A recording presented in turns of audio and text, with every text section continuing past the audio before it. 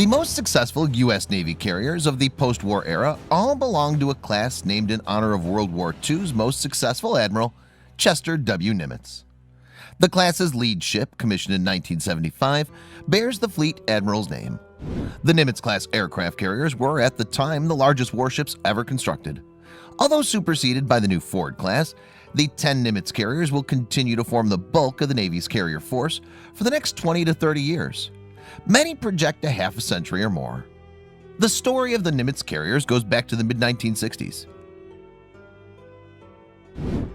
The U.S. Navy was in the process of spreading nuclear propulsion across the fleet, from submarines to cruisers, and had just commissioned the first nuclear-powered aircraft carrier, Enterprise, in 1961. As older carriers were retired, the Navy had to decide whether to switch over to nuclear power for future ships. Secretary of Defense Robert McNamara was ultimately convinced to proceed with nuclear power on the grounds that nuclear carriers had lower operating costs over their service lifetimes. The result was the Nimitz class.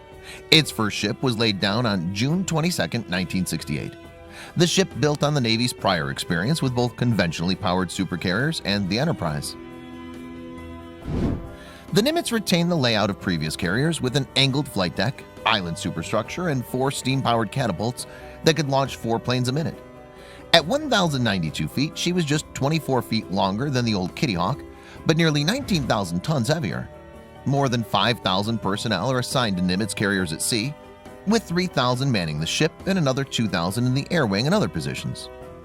Lower operating costs are not the only benefits of nuclear power.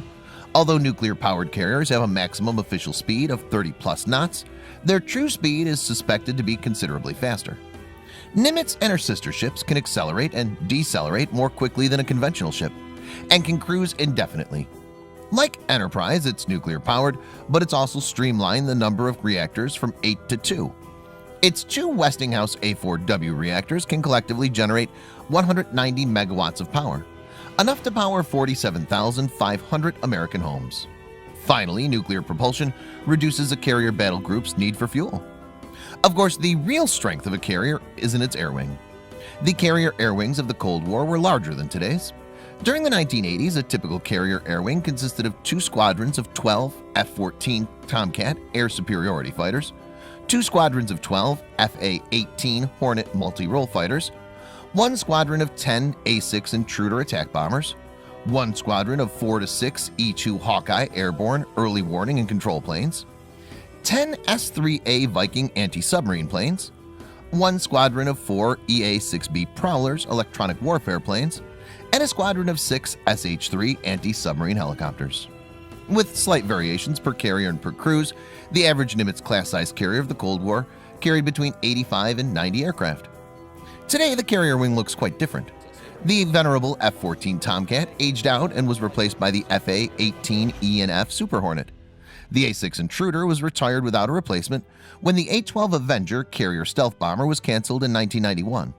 The S-3A Viking was retired in the 2000s, and the EA-6B Prowler was replaced by the EA-18G Growler electronic attack aircraft.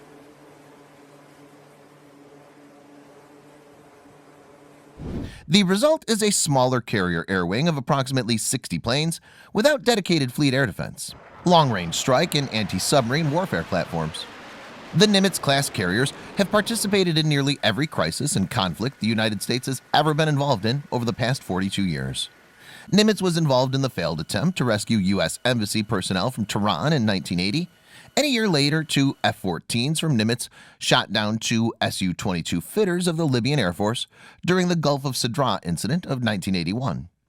During the Cold War, Nimitz-class carriers conducted numerous exercises with regional allies, such as NATO and Japan, designed to counter the Soviet Union in wartime. During Operation Desert Storm, the Nimitz-class carrier Theodore Roosevelt participated in air operations against Iraq. In 1999, Theodore Roosevelt again participated in the NATO bombing of Yugoslavia.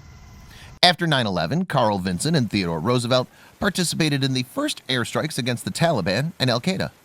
Since then, virtually all Nimitz-class carriers supported air operations over Afghanistan and both the invasion and subsequent occupation of Iraq. Over a 30-year period, 10 Nimitz-class carriers were built.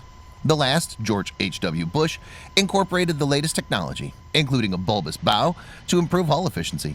a new, smaller, modernized island design, upgraded aircraft launch and recovery equipment, and improved aviation fuel storage and handling. The Nimitz-class carriers are a monumental achievement, an enormous, highly complex, and yet highly successful ship design. The ships will carry on the Nimitz name through the 2050s, with the entire class serving a whopping 80 consecutive years. That sort of performance and longevity is only possible with a highly professional, competent Navy and shipbuilding team.